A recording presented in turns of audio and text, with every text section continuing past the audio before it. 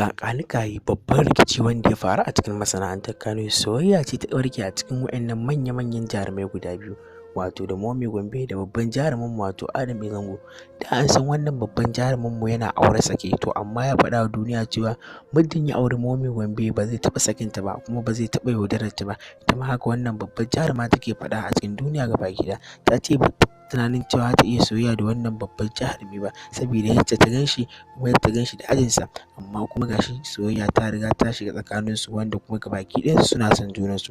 Ina haka take wa masoyanta cewa, da kuma duk wani masoyinta wanda yake bibiyan abubuwanta gabaki ɗaya ko bidiyon ko wasu abubuwa, tana ce mai in Allah da ya alfahari da cewa za su kasance ta da wannan babban jarumi, kuma za ta aure shi cikin natsuwa. Don haka take tunanin June da watan ɗaya za a ɗaura wannan babban aure. Wannan shagali zai faru ne a Kaduna da misalin ƙarfe 11, kuma tana gayyatar masoyanta da abokanan arziki zuwa wannan babban taron shagali da za a gudanar in Allah ya yarda da misalin ranar Lahadi 1 ga watansa in Allah ya yarda. Kuma don haka ku danna mana alamar ƙararrawa da alamar subscribe domin samun zuwa wannan shagalin ɗaurin aure idan an zo za a ɗaura.